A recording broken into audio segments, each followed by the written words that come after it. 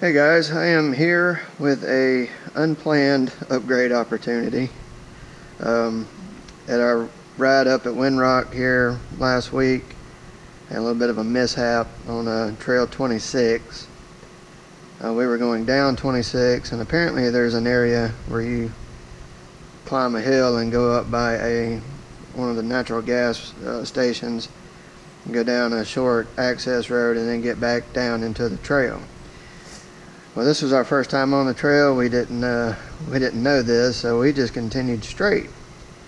We got into some pretty bad areas. The rocks basically turned into boulders, and by the time we managed to get back out of there, I had lost four-wheel drive. This is the factory. They call it the Sprague, or you call it a roller cage. Roller cage to me sounds better than Sprague, but they call it a Sprague assembly. It's plastic. You can see I can squeeze it and break it even with my hand. It's not extremely durable, and there's pieces of it everywhere here. What happened was, if you take it easy, chances are you're not going to break this, but I was having some difficulties with my machine, and I was in the gas pedal a little heavier than I should have been, trying to get out of there, and the front tires managed to actually come off the ground while I had my foot in the gas, and when they come in contact with the ground, this is what happened. So if I'd have been going, my usual slow crawler pace, this probably wouldn't have happened, but it afforded me an opportunity to upgrade. So what I've got here is a new roller cage assembly from SuperATV. This is 7075 hardened aluminum. It comes fully assembled with all the springs and the rollers, and even a lifetime warranty. They do also offer a steel version, which is obviously going to be even more durable than this one, but I think that's probably reserved for your competition hill killers and things like that. This is going to be all I'll ever need for sure, and probably your everyday weekend warrior as well. Definitely going to be harder than this one. It is important to note that the original rollers and H-clips or H-springs that are in the factory cage are not interchangeable with these. They have their own design for these, so you can't swap the two around. I actually had removed all of these from the factory one because I did not realize that Super sold a complete assembly like this. I thought it was just a cage, but fortunately they have the whole thing right here, so all that stuff can go in the trash along with the rest of this thing, and we'll start getting the diff apart and putting the new roller cage in. Obviously I've already had this thing apart because I had to get the cage out to show you what happened, but this is actually a relatively simple unit to work on as long as it's not overly damaged. Just take these little screws out. They're 10 millimeter. You can just take them out. There's not a whole lot of torque on them. Now this actually is fitted, and it's got an O-ring under there, so you have to kind of wiggle it up to get it off. Before you remove it too, take the time to clean out this area around here and around this seal. Don't use any harsh chemicals. It's going to damage this rubber, especially if you don't have any leaks. I use WD-40. I kind of spray it in there and wipe it off. So what we're going to do though is remove this. Oops, set it over here out of the way. I'm going to turn it upside down to keep anything from falling in it. Set the cage over here for now. Now right in here, at this point, everything looked completely normal. So we're going to remove this armature plate next. Now this is the first piece you want to check if you have a broken cage here. This can become damaged as well. These little tabs here especially, you can bend them or rip them off completely. But just check it over, just hold it down, make sure it's completely flat, and look at every one of these little tabs. Use the one across from it to help align everything. Make sure that they are perfectly straight, there's no bends. Make sure they're all exactly bent up at a 90-degree angle like they should be. So anyway, we'll go ahead and remove this thing here, whatever that is. Take this spring off, set it to the side. Now we're going to remove this output hub assembly. It should separate into two pieces. Be real careful not to obviously get dirt and crap all over that. You definitely don't want to get it inside these bearings. The other half stayed in there. You probably get it out from that side by just picking up on it. If not, you can reach around and push on it, because that's your axle hub right there. You can push it up from the back side. So at this point, this is where all that broken cage, it goes in here, and all the rollers and the little springs and the broken pieces were all just kind of everywhere once all of this was removed. It all stayed in place, which is good, because that way when it is broken, it's not going to hurt anything and get all caught down here in the gear.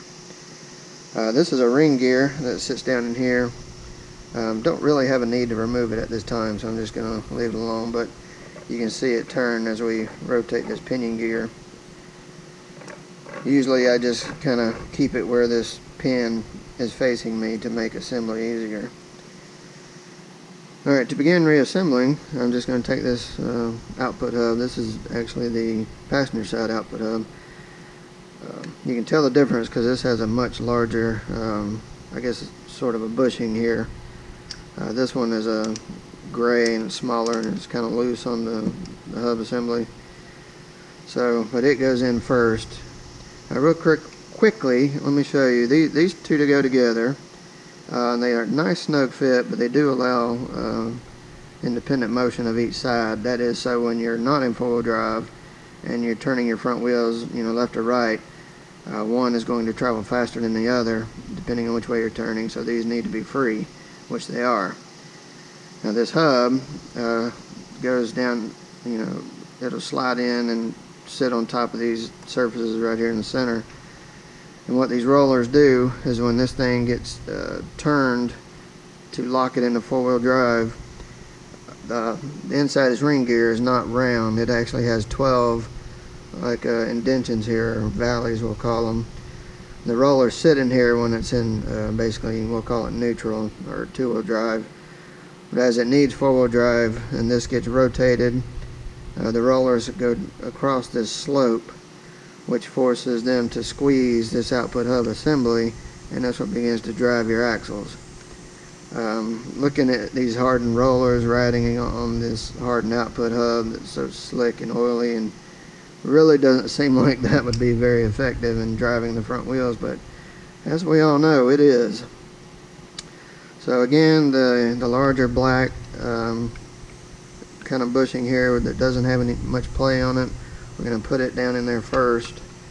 Stick my finger through at the bottom to kind of support it so we don't just smash into that seal, and then just kind of feed it down in there until it goes through the seal and sits nice and flush.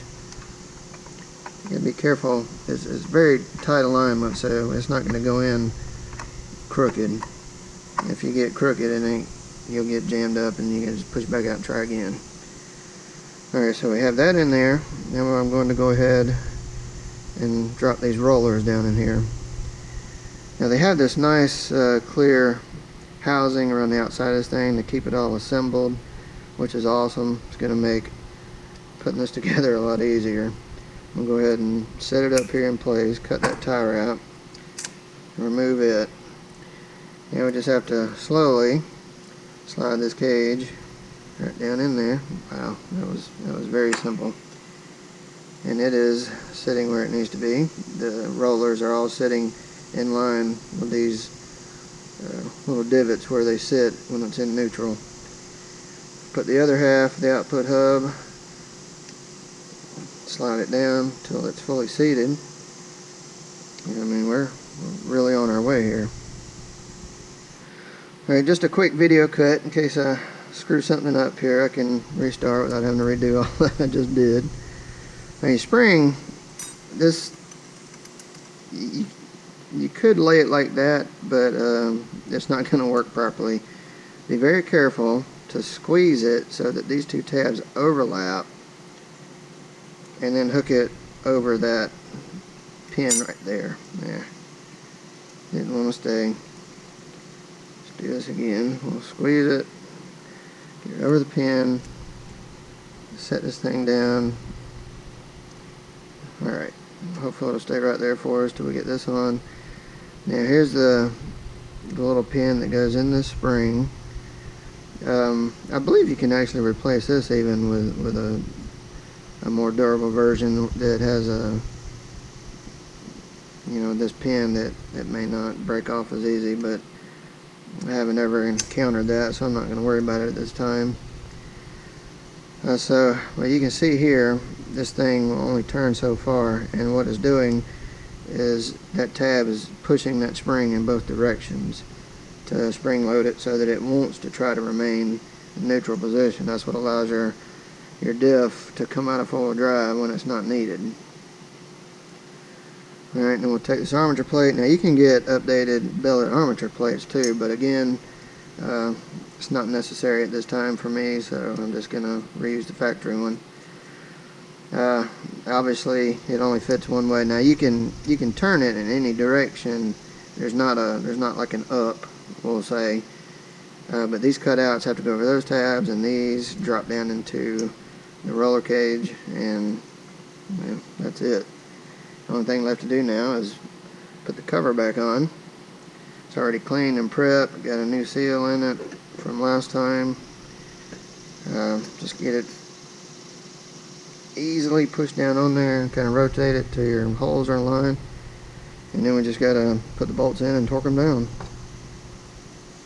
Alright, got all the bolts in there by hand. I'm just going to use this little drill here, this little impact drill, to just snug them up, not putting any real pressure on them here, because this only takes 11 foot-pounds in order to torque these down. And this is aluminum, and it's a cover plate with an O-ring, so this all needs to be pretty precise. So with that done, I'm just going to use my torque wrench here. Now this is 11 foot-pounds, and these bolts are probably sturdy enough to use a 3/8 wrench in foot-pounds, but I got a little 1/4 inch-pound torque wrench here. Got to convert it, so basically 11 times 12. It's 11 foot-pound times 12 to convert it to inch-pounds. So we'll use it. It's set on 132 inch-pounds. All I'm going to do is just pull them down until I get, like, you know, a little pressure started where you can tell it's about to start tightening the bolt. Tighten them up kind of in a sequence, you know, opposite, like you would a aluminum wheel or something on the vehicle.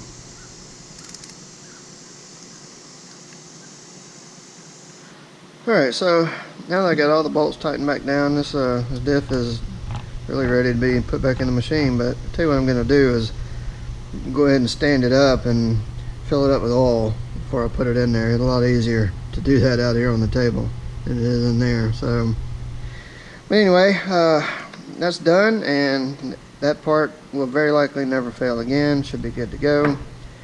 I am still going to try to be careful not to get on it too hard, even though it will take more abuse than it did.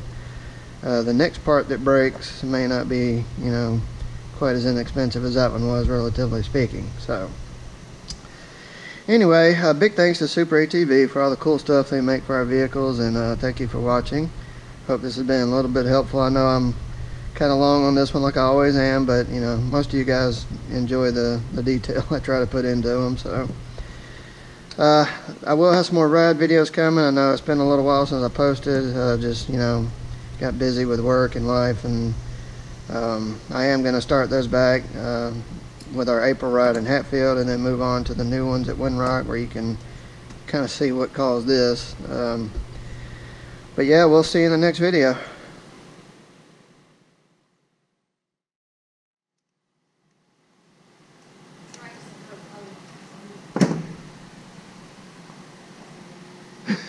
My lovely assistant, everyone, brought me some Coca-Cola. Please delete that out. Okay, I'll delete that out, don't you worry.